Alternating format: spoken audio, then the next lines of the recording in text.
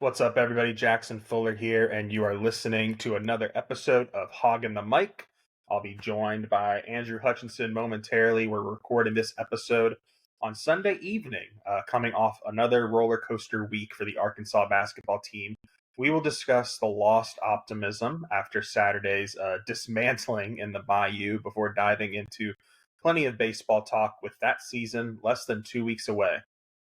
The Hogs opened spring practice or a couple weeks ago. We've had some time now to kind of digest what we've seen through about four scrimmages or so. Let's play that generic podcast rock music, bring Hutch in, and dive into the latest episode of Hoggin the Mic. Hutch, how's it going, man? Are you getting mentally prepared yet for the brief upcoming stretch that we're gonna have of basketball, baseball, and spring football all going on at once? I really am trying not to think about that. Not looking forward to it very much. It'll be my first time going through this time of year with two kids now. So, shout out to my wife for uh, everything she does to help me able to do all this stuff. So, but right now I'm just trying to relax and trying to use this upcoming bye week or bye open date or whatever for the basketball team to kind of recharge and gear up for that. Yeah, thankfully or not so thankfully, depending on how you look at it, we won't have too long of an overlap of all three sports. It doesn't look like the basketball team will be playing for much of March. The Hogs created some momentum on Wednesday with a blowout victory over Missouri. Vibes were high. I think people thought, maybe not a complete turnaround, but hey, this team has kind of found something to at least be competitive and make the last part of the SEC season entertaining.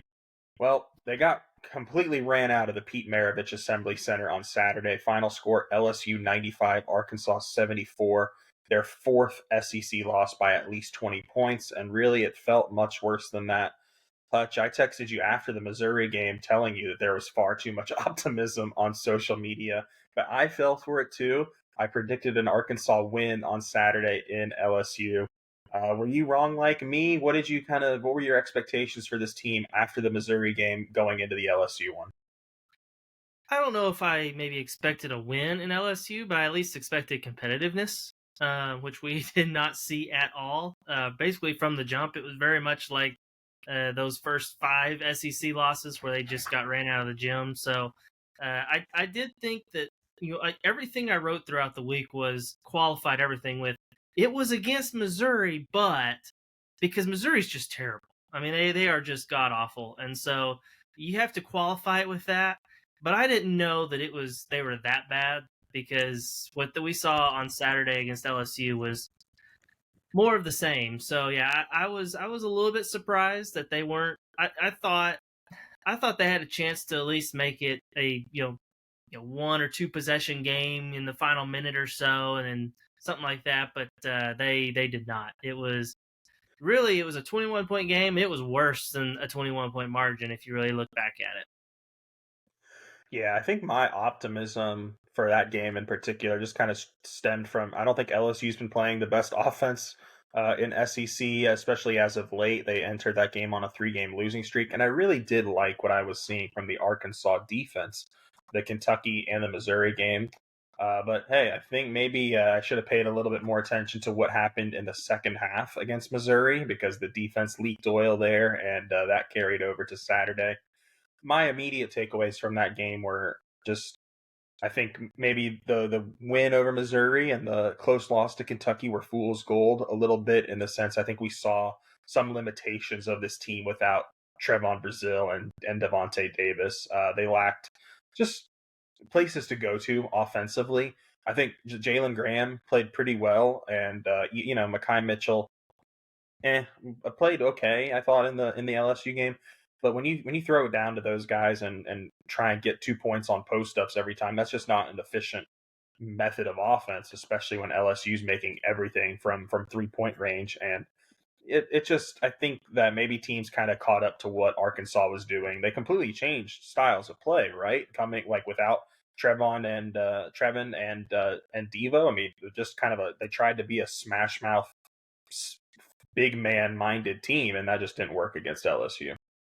Yeah, especially when you can't defend the three. I mean, Eric Musselman was again asked about it after the game, like, what led to LSU's fast start? Like, how do you fix that? And he's like, well, we can't defend the three, we can't prevent dribble drives, and we haven't been able to do that all year. And so it just was. You don't really feel warm and fuzzy whenever you hear those kind of things because it doesn't really sound like there's any hope that that changes. I mean, you mentioned it's maybe not the most efficient thing to go down low and get 2 points each possession or whatever, but for Arkansas, I mean, that probably is the most efficient thing when you're shooting about 20% from beyond the arc. You just have to be able to prevent the other team from getting 3 points in their possession, and that's just something they haven't been able to do for whatever reason. Yeah, and I've mentioned this in kind of my thoughts on this team is that I don't think there's enough dribble penetration and paint touches to unlock other avenues of the offense. And clearly, Arkansas started finding those paint touches, but it wasn't from guards. It was from centers, post ups. Even Graham and Lawson and Mitchell had a nice little two man game going at times where they would assist each other. But LSU was just so physical. I think they knew that that was the only way that they would lose to Arkansas is if they let those big guys have their way down low. And Arkansas got going a little bit offensively in the second half, but the first half, I mean, I think LSU made 7 3-pointers and they finished 12 of 23, 52%. I mean, you're just not going to win a game where the other team's shooting 50% from three and you only make three 3-pointers yourself. So tough stuff from Arkansas. But really, the most disappointing thing for me about what we watched on Saturday was just the body language. They took the first punch early, and while I don't think they gave up, they definitely didn't look like a team who believed there was a road back to a win. I mean, have you ever seen that type of body language from an entire Arkansas team and even Coach Musselman from during his time here over the past 4 years? Not that comes to mind immediately, but I will say Eric Musselman. The one thing about him, and I don't even know if it's necessarily a bad thing, is that dude hates to lose. He is what you would call a sore loser, but I mean that in the nicest of ways because every time he loses, he is just in the most sour mood. He just can't handle it. Some coaches every now, if they lose, they're still okay to deal with post game and stuff like that. But Musselman, it physically eats at him, and I just think it's because he's such a competitive guy. So his body language, maybe I don't, put as much like, oh god, that body language means it's the end of the world, or whatever. Like I think he's probably accepted that this team stinks and that there's no hope of even making an NIT run. And so I mean, yeah, it's not good, but I feel like Musselman's body language has been like that from time to time, over his first 4 years as well, but just not as frequently because they haven't lost as frequently. I saw a stat after the game that Arkansas has now lost 4 games by at least 20 points. They had lost 4 games by at least 20 points over the last 4 years under Musselman combined. So already Wow. matched that, and all 4 of those games have been in SEC play, which makes it even more incredible. Yeah, I guess maybe it's a little harsh for me to kind of critique the body language at this point of the season, just because there's not really much left to play for. I mean, I guess if you really want to be a believer until the end, Arkansas, hey, can they get out of that like bottom four teams in the SEC or however many it is and not have to play every single day of the SEC tournament? Because I mean, the only way they're probably going to get an NCAA tournament bid at this point is a magical run in the SEC tournament. So let's make that as easy as possible. I will say one thing I do like that I have liked from the past 2 games, and especially against LSU, is he's letting Layden Blocker learn on the fly. It wasn't a terrific performance by any means from the freshman. Only 9 points. You know, 2 of 6 shooting. He went 5 of 10 from the free throw line, but he only had 1 turnover. He did have 3 assists. He gets to the basket. He's not great at finishing right now, but he does get to the basket. He's able to kind of hang in the air and avoid defenders. I enjoyed kind of letting Musselman letting the freshman kind of play through some of his struggles because look, if I think everyone that's involved with this program and a fan wants Layden back next year, and if you can start giving him some really big time minutes right now, that can be a good thing for the future of the program, with him maybe being a face of the program in the years to come. Yeah, throw in the fact that he's a local kid, from Little Rock, makes it even kind of more special. That's why Arkansas fans will want him back and can hopefully build around him. I mean, he was a highly regarded recruit. At one point, he was a 5-star recruit. I think he ended up being mostly a 4-star across the board, but still highly regarded. And you're right. I mean, there's times where I'm like, man, if he could just figure out how to finish around the rim, finish in traffic, then he would be a really good player. Because he brings the intensity defensively.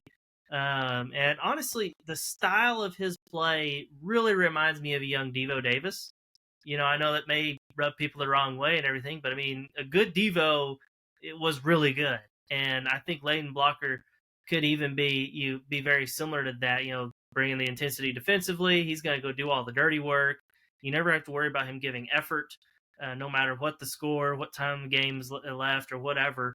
But yeah, if you could just figure out how to finish and improve the free throw shooting, can't be going 5 of 10, especially if you're going to be a guy that drives and draws fouls. But I really like what he can do, and maybe if he's going to be a point guard, he probably needs to be a little bit better distributor. I think maybe that was something that Eric Musselman has maybe been hesitant to play him at the point guard spot. I think we talked about that last week on the podcast, but again, he's a freshman. He needs to learn. So I'm with you. I'm glad they gave him, are letting him start, and then also giving him some solid minutes, and hopefully that'll be consistent over these next 9 games. Yeah, I mean he did play, of course, with Keon Menafield alongside him in the backcourt a ton the past couple games. But Menafield played 21 minutes. Blocker played 25. I mean, Blocker led the entire backcourt in minutes played, other than Tremont Mark, who is just going to play as many minutes as possible. But I also he's not a point guard. I think Musselman tried to get him, tested out and see if Tremont Mark could be the point guard of this team.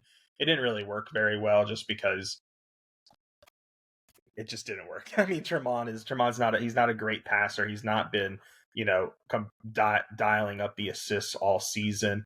It makes the offense kind of sticky and stagnant when he's running the point guard. So it's better for him to be off ball. And, when right now he's not playing Ellis. Of course, KB didn't really play much at all in this game at 9 minutes. I don't think he played in the entire second half.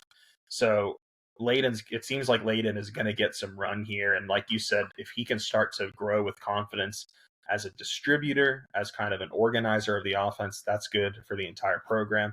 I mentioned KB Khalif battle right there. I got to say, I'm a little disappointed with him only getting 9 minutes. I know he was 0 for 3. He missed all his shots. He was minus 21 in those 9 minutes. But, I mean, look, you lost by 21. It would have been nice to have had some sort of offensive juice out there on the floor, and he's one of the guys that can kind of provide that. It's just too much stop-start with this team all season. KB was great against Missouri. No real consistent run against LSU. And I don't know, Hutch. For me, I think that's the cardinal sin of this team is, look, I'm not saying that they would have been a lot better if Musselman would have found 5 guys and just rolled with them through the highs and the lows. But I do think that we're getting to the point now where this team is starting to, there's some toxic vibes because of the lack of continuity all season. Yeah, I think there's something a little bit to be said there. I mean, especially with Battle, like I felt like at least early in the game, he came out with really good defensive intensity, which is something that he had struggled with. Like earlier in the season, that was probably his biggest criticism for Eric Musselman, is that he didn't play defense very well. And I think he had a couple of like steals, or he was like right there, very active early on. Like I'm talking like the first like 3 minutes. And so it was a little bit surprising. I didn't even notice it while watching it live. Maybe because I kind of checked out mentally in the second half, but I didn't even notice that he didn't even play at all until Eric Musselman was asked about it post game. So that is a little bit odd, and you can kind of feel it. I know there was a little spat that the ESPN2 cameras caught with Makai Mitchell and Musk going back and forth, and Makai screaming at him a little bit, and It was really that was a weird situation. I asked Muss about it, and he indicated it was something to do with the defensive coverages and like how they were playing defensively. But it happened right after Mackay had turned the ball over, which I mean I texted you after the game, like I didn't even feel like it was fully Mackay's fault. Like it looked like Keon Minifield should have been looking for the ball and like running down the court, like a point guard to start the break on a turnover. That didn't happen, and that's why the ball went right back to Missouri or to LSU. So it was a little bit just kind of you're starting to feel like maybe the vibes aren't as good as they were earlier in the year, where you still thought, okay, they're gonna keep fighting, they're gonna get this thing turned around, and you'll at least be competitive. And they just keep not being competitive, and I can't. At some point, just human nature is going to kick in, and they're going to let go of the rope. Yeah, it feels like they might have already. But we haven't talked really much about the Missouri game, and I think there's a reason for that, right? We're going off what we've seen against LSU and the Missouri, and like you said, Missouri is really bad. Definitely the worst team in the SEC this year. But we got to give Arkansas some flowers at least for how they responded. Coming off that home environment against Kentucky, I think a lot of people expected maybe a letdown going on the road to play the last place team in the SEC team in the SEC. There was no letdown. Arkansas came out fired up. They got on Missouri early, and I was impressed with that response. Unfortunately, they could not make it a 3-game response. It was just a 2-game run. And I want to correct myself. I said KB played pretty well against Missouri. Just looking back, I mean, he only played 15 minutes. I just remember it differently. But he did have 2 assists and only 1 turnover in that game, but just 6 points. It's clear when Muss is kind of thinking about his backcourt right now, it's the top 3 are Menafield, Mark, and Blocker. And hard to blame him too much for that thinking, just based off how those 3 guys and KB have played this season. Speaking of Muss, Hutch, I think Arkansas fans collectively lost their minds this week with some rumors, and I think specifically there was a post from the X account, formerly known as Twitter X account, at Coaching Changes, which basically said that Eric Musselman is sniffing around other jobs. And a quote from the tweet was working on an exit strategy. This account has 27,000 followers, but it is anonymous. I'm taking any anonymous account with a grain of salt, no matter what they say or how many followers they have, but still, I think it's worth mentioning. I mean, what do you think's going on here, Hutch? Do you think this could be Muss's last year in Fayetteville, potentially? You, I don't really know. Like, I don't know how much stock to put in it, like you, just because it is anonymous and everything. But it wouldn't just completely shock me, just because of Eric Musselman's personality and everything. I mean, he's a guy that's looking to get on to the next challenge, and I don't know if this year maybe burnt him out a little bit and frustrated him. I don't know what all's going on behind the scenes. I know a lot of people want to say, like, is it the NIL or whatever? Well, I mean, Kansas and Duke and all those schools have NIL too, and it's not bothering them as much. So I don't know what to really put into that. I've always heard, I've always felt at least that Muss would eventually want to go back west. He is a West Coast guy. I mean, he coached in the NBA out there. He's from San Diego. His mom lives out there. I know she hadn't really been able to come to any of his games, so it wouldn't surprise me, like, if one of those jobs out west. UCLA is the one that everyone keeps talking about as maybe the possible landing spot. I've heard Arizona State. I think he coached there as an assistant coming up, and so it wouldn't shock me, like just completely stun me if he left. But it also could be. I mean, who knows what his agent's doing behind closed doors to try to get him another raise. It would be weird to get a raise or an extension off of a terrible year like this. But again, you look at him from a whole. The last 3 years have been tremendous, and I want to say it's been a couple of years since he got his last extension and raise. So there may be some stuff going on behind those scenes there. Who knows? Yeah, I'd like to shout out the X account at Curry Hicks Sage. He does some coaching search stuff on X/Twitter, and he said that in 35 years, Muss has had stints at 15 places with none lasting more than 5 years. So I think that's kind of the core of this of us wondering, right? Is just he's never really hung out somewhere for a while. He does have a very intense personality. Maybe that wears on a program eventually. I think Arkansas would be foolish to want him to leave. I think I'm not, neither of us are suggesting that. Um, if he wants to come back, he's the guy next year in Fayetteville, no matter what happens the rest of this year. But it is something to monitor. And you bring up the UCLA job. I put this together literally 10 minutes ago before we went live, and I want to kind of see what your thoughts are because as part of my What the Hog this week, which I forgot to do last week, but was going to be about, I saw some Arkansas people saying that I think that the Arkansas job was like a top 10 college basketball job. And I read that and I immediately was like, whoa, like let's settle down here, folks. But then I kind of got to thinking, like, is it maybe a top 10 job? So I put together a list of the top 20 like college basketball jobs, and I'm going to go through that really quickly. Some like the top seven, because I think there's a top seven and then there's a little bit of a drop off to the next tier. So in no particular order, for the first four is Kentucky, Kansas, Carolina, and Duke. I think of the next three, I've got UCLA, Texas, and Indiana. And then, so that right there is seven. And then, of these schools, are there any of them, Hutch, that you think Arkansas is absolutely a better or worse job than?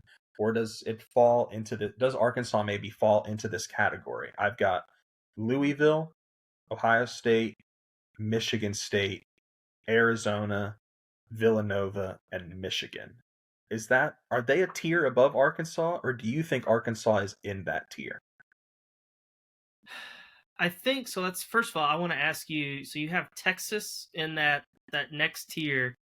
What about Texas gets them in that tier? I want to ask that first. So that it is me giving Texas a little bit more credit than maybe it deserves based off how the school has performed basketball wise. But the program is going to have more money than any program in the country. It's the it's arguably the best recruiting ground in the nation with the size and the scope of high school basketball in Texas. They are coming to the SEC next year, which I think actually helps them a little bit because I don't think that if you talk college basketball with the diehards, I think people know that the Big 12 is a better basketball conference than the SEC right now. But I don't think that matters in terms of the national landscape and how people view programs. I think people are going to view the SEC and the Big 12 on a certain, probably level playing field. And honestly, Texas leaving the likes of Kansas, Oklahoma State, Baylor, those Oklahoma State, I might not have, maybe I shouldn't have said that, that school particularly, but Kansas State, Baylor. There's rumors Gonzaga could go to the Big 12. I don't know how far along those rumors are, but I think Texas, just with the money, the recruiting ground, I think for a head coach, I do think that would be a better spot than kind of the next tier. And maybe I'm wrong there. I feel weird leaving Michigan State and Villanova below Texas, just based off those two schools' successes. But I think a lot of those two schools' successes are based off the coaches that they've hired in Jay Wright and Tom Izzo. So that's my long-winded. Maybe I ranked Texas too highly, but that was my reasoning for it.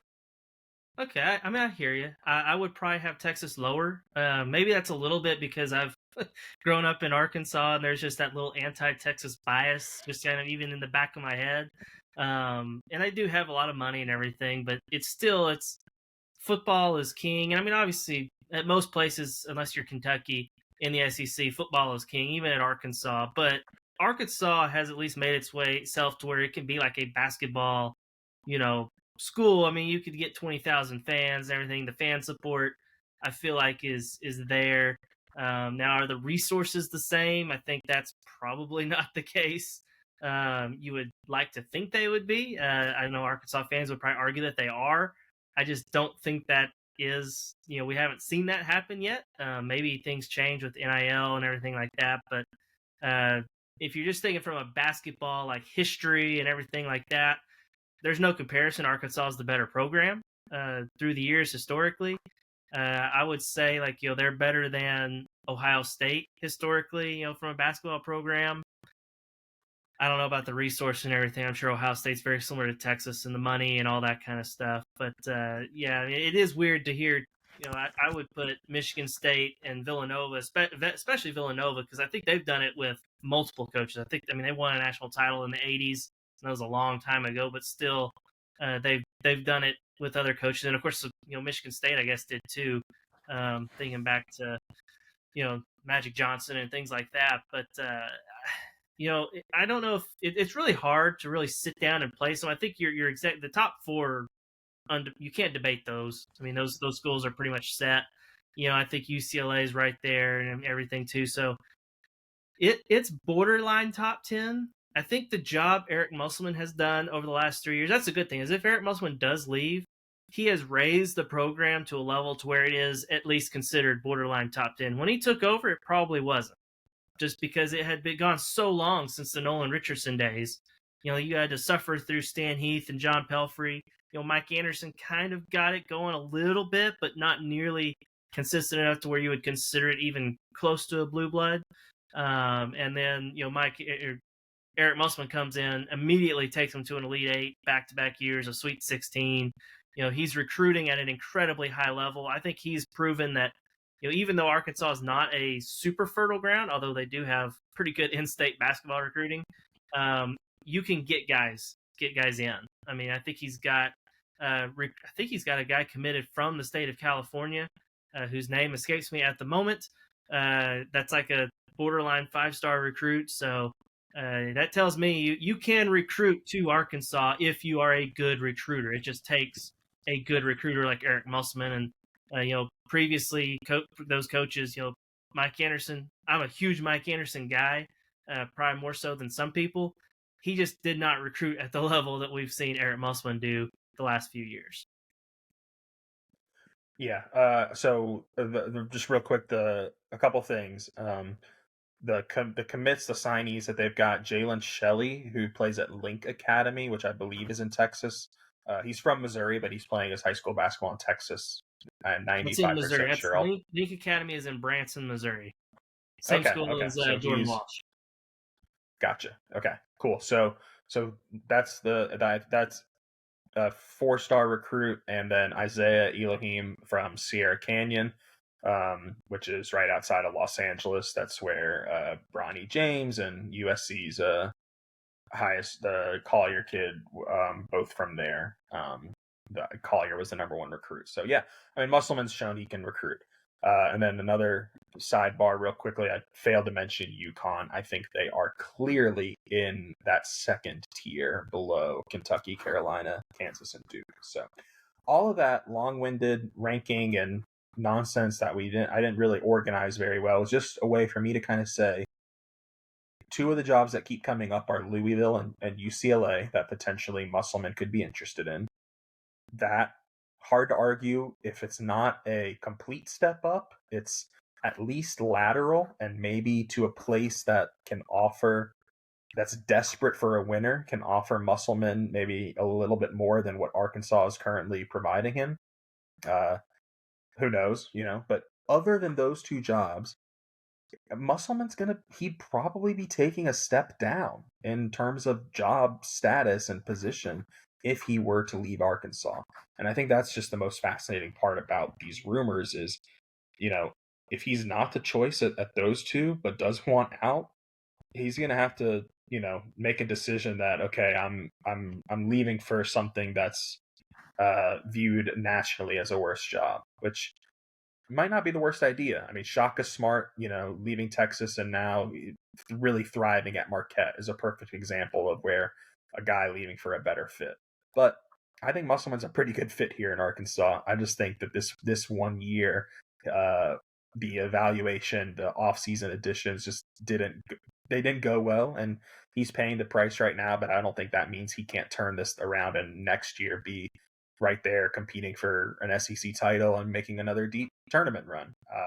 So that long-winded way for me to kind of express that thought. I don't know if you have any follow up on that, Hutch, or we can kind of move on to some baseball talk after that.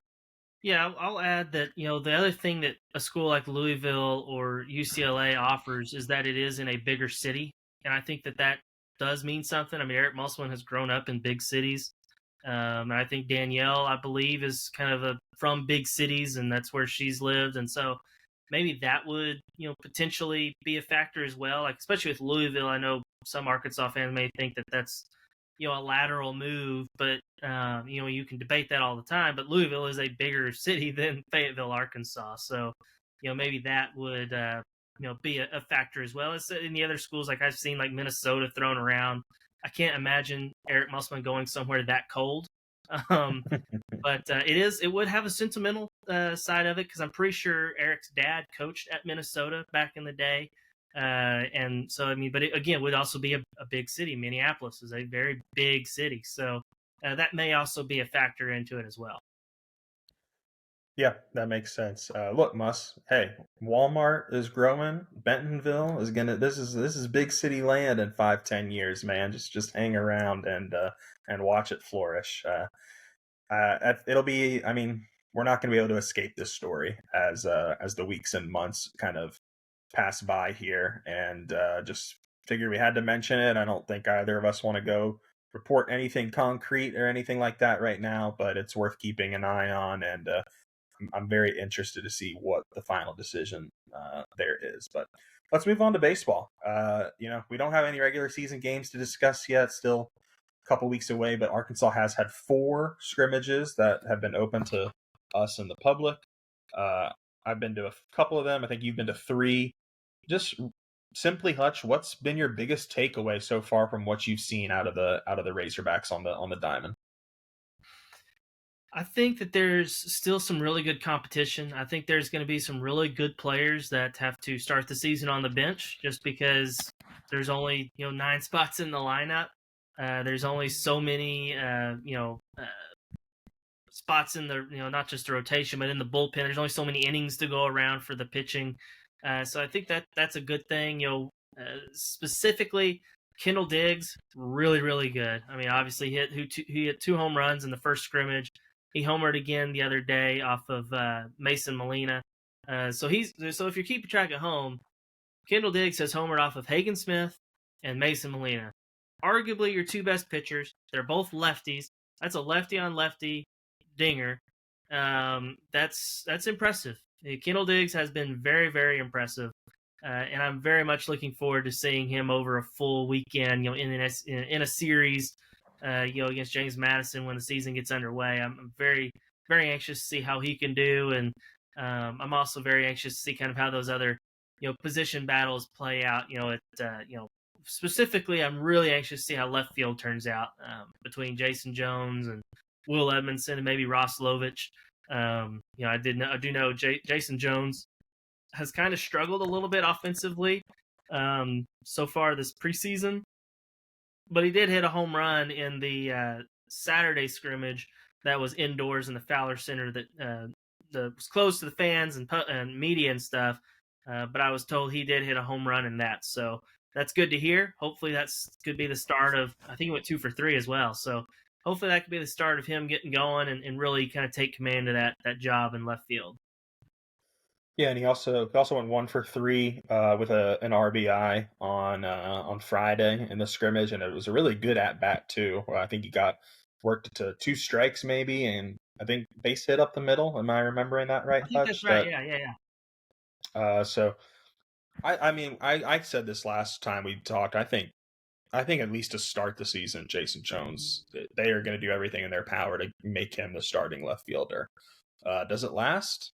I think that there's too much good competition for any early season struggles to let's work you through it.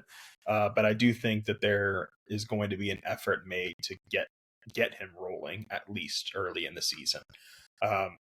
My biggest takeaway, I had some reservations about Vahiva Aloy, the transfer from Sacramento State coming over here. Just anytime a guy transfers to, from a smaller school like that to the SEC, I worry about them facing SEC pitching week in and week out. But man, since they started doing the scrimmage, at least in the scrimmages outside, he's 5 for 9 with 2 home runs, 3 RBIs, and 3 runs. He's looked pretty good at shortstop as well. I know the fielding is still kind of a concern. That was one of the things that at least D1 Baseball America have kind of pointed to. This could be a weakness for Arkansas, as they might not be the best defensive team. He's looked solid from what I've seen so far in the spring. I know he had some issues in the fall, but man, him backing up Diggs, I think that for me was kind of a spot in the order that I was really curious about. And concern might be a strong word, but I was wondering, like, how good will that position in the lineup be?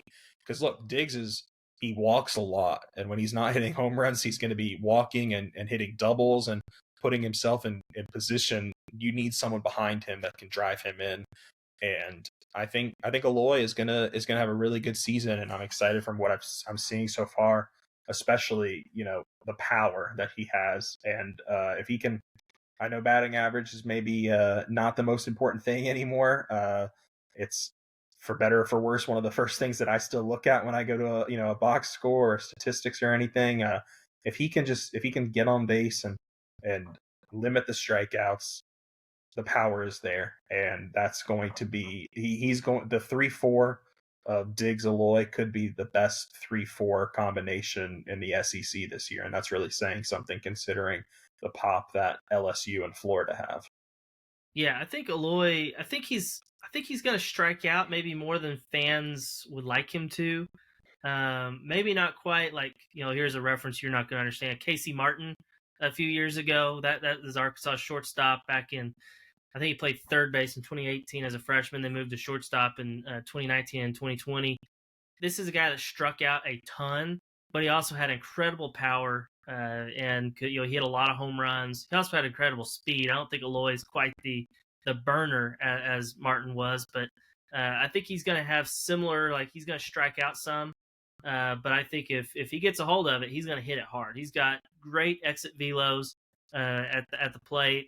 So I've been very impressed with him. I think he leads the team in home runs between the fall and preseason scrimmages. So that tells you right there he's got the power. I'm very excited to see how he can do this year, because I think he's going to be one of those guys that fans are really enjoy to watch. Yeah, and I think I'm gonna go through these kind of really, really quickly. I think so far in what we've seen from the spring, he is starting to like cut down on those strikeouts, I think. And of course, this is such a small sample size, and they're going against, their own pitching that they see all the time and everything like that. But uh, I'm not going to go through every single box score, but he is making more contact, 5 for 9, pretty good. The strikeouts are going to be there, but that's something that, according to you and some other guys that I've talked to on this beat, Dave Van Horn will live with the strikeouts as long as he's getting extra, you know, uh, doubles, triples, home runs, and walks, and making sure there's extra base hits and getting on base, and he'll take the strikeouts every once in a while. So I did want to pick your brain on this, Hutch. I didn't realize that Peyton Stovall had a complex history with the leadoff position.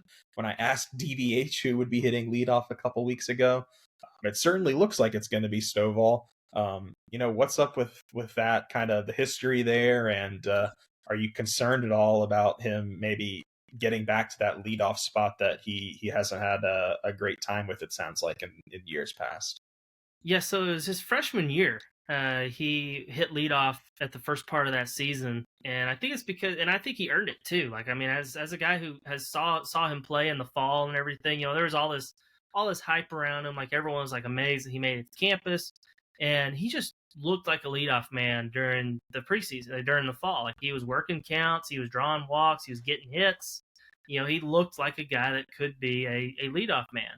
And then the season comes around, and it just didn't go well. And I think Dave has talked about this many times, is that he had the weight of the world on his shoulders. Because I think it was D1 Baseball maybe that named him the preseason SEC Freshman of the Year. And he's supposed to be this hot shot guy that could have been a first round pick if he wanted to go straight out of high school. And so there was a lot of pressure on him, and he didn't handle it well.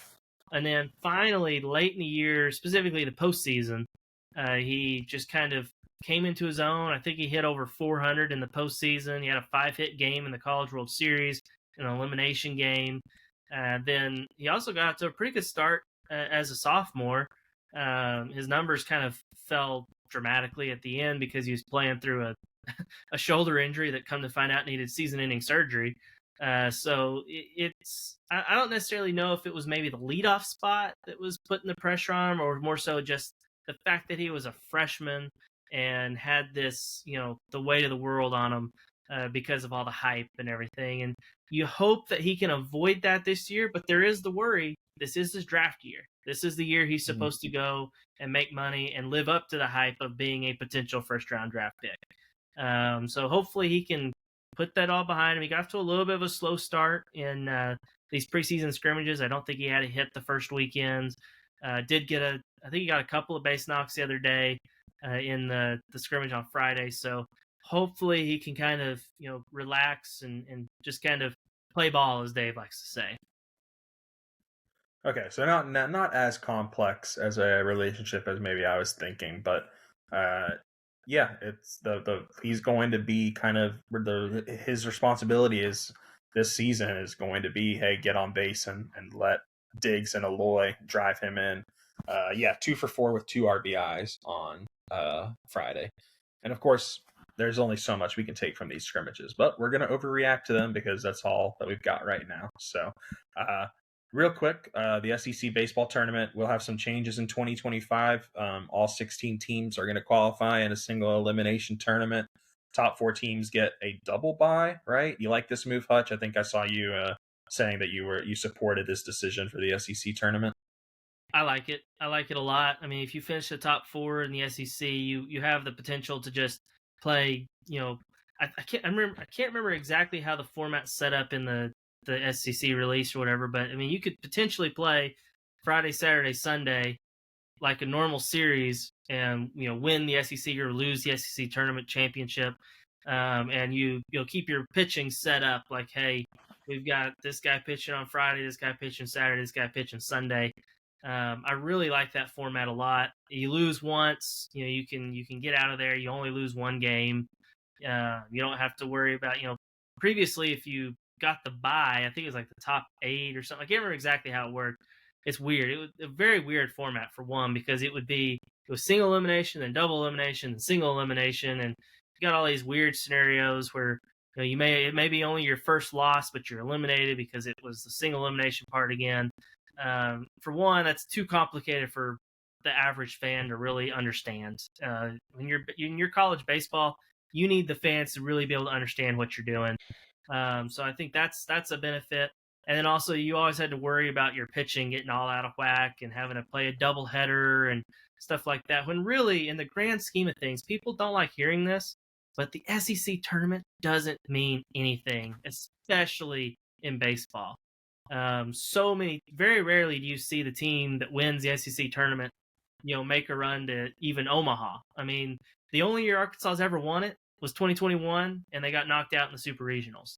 I think Vanderbilt and LSU have both won the SEC tournament and then won the NCAA tournament. Very rare, though. It's much more common to see a team make a deep run and then lose in the regional or super regional. So, and Dave Van Horn treats it that way. I mean, Dave will always say he wants to win. He's a competitor. Of course, he wants to win, but he's not going to go out of his way and have Hagen Smith, throw a complete game where he throws 120 pitches in the SEC tournament. That's just not going to happen. He's much more likely to throw Hagen and only give him a 60 pitch count and pull him so he can save him for the next weekend, because the next weekend, as we all know, is much more important. Yeah, honestly, if I'm gonna be a little self-revealing with everyone right now, my biggest red flag as a sports fan is I think all conference tournaments suck. Because even in basketball, I think it's ridiculous that you can play, especially for the smaller leagues out of the Power Five. I think it's crazy that a team could go 16-0 in their conference and lose one game on a fluke referee call or a buzzer beater and completely miss the NCAA tournament. I think the automatic bids for every single NCAA tournament should be purely based off regular season. And if there's a tie, play an extra game or whatever. So if the more simple and the less meaningful conference tournaments get, the happier I will be as a fan. I know that's not great news for the good people of Hoover, Alabama, but and conference tournament hosts across the country. But yeah, I don't. When we get to conference tournament time here for the SEC for baseball, I will not be putting too much stock into it. Is all I'll say. And it sounds like Arkansas baseball is going to do the same, have the same mindset.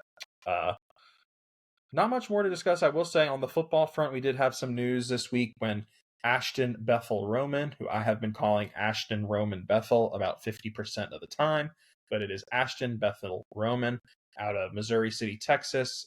He was released from his letter of intent and will not play for the Razorbacks. The 4-star wideout was the third highest ranked recruit in Arkansas's 2024 class. It's a hit, Hutch. No sugarcoating it. I think this is a pretty significant loss for Arkansas. He's clearly their top receiver in the class, especially after Courtney Crutchfield went to Missouri. And that receiver room, I think there's some potential there and some talent, but they lack some young, high ceiling guys. And the 2025 class, that's arguably, I think you can make an argument that that's the most important position. Offensive, defensive line are typically going to be the biggest, most important position for any recruiting class. Wide receiver is right up there, even with those two, based off Arkansas's current roster and the guys coming in, which I think is now just one high school recruit out of the wide receiver. What do you think, Hutch? Do you think that you think Arkansas has enough time here before signing day on Wednesday to get another high school receiver in the fold? No, I think that ship has sailed. They actually have two because they did add Cross Johnson, the 2-star kid from New Orleans, very late in the process, along with C.J. Brown from Bentonville.